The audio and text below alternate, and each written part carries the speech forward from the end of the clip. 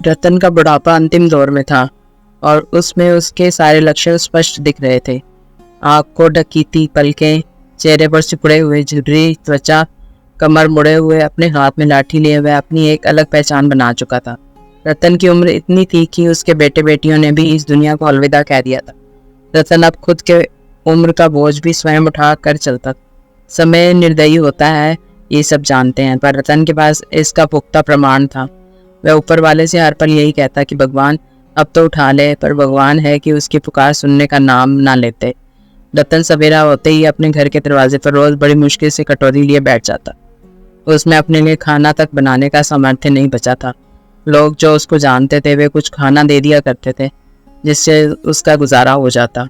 वह दरवाजे पर बैठे बैठे कभी कभी अपने अतीत में चला जाता।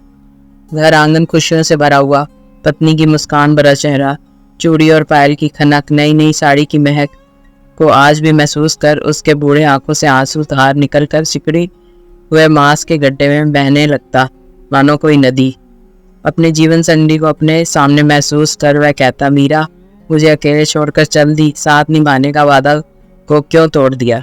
फिर उसकी नज़रों में अपने बेटे बेटियों का मस्ती भरा अटखेलियाँ सामने आ जाते। कोई कहता पापा मेरे लिए मिठाई लाना, कोई कपड़े लाने को, तो कोई कहता देखो ना पापा छोटू मुझे पीट रहा है।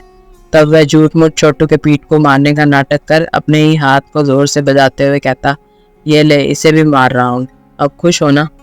कोई कहता रामू ने मेरे खिलौनों को ले गया, और वह दूसरा नया लाने को कहकर मनाया करता। वह सोचता जब दुनिया में कोई किसी का साथ नहीं दे सकता तो लोग दुनिया बसाकर दुख मोल क्यों लेते हैं। क्या क्या सोचकर वह जीवन को भागदौड़ में बिता दिया।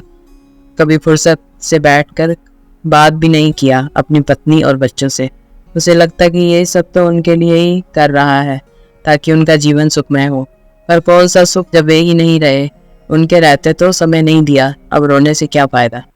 वह अपने आप को समझाता अब भाग अपने अपनों के लिए, ये बहाना से तो तुम उनसे दूर रहा, और जब वे ही ना रहे सुने में अकेले निहार रहा है।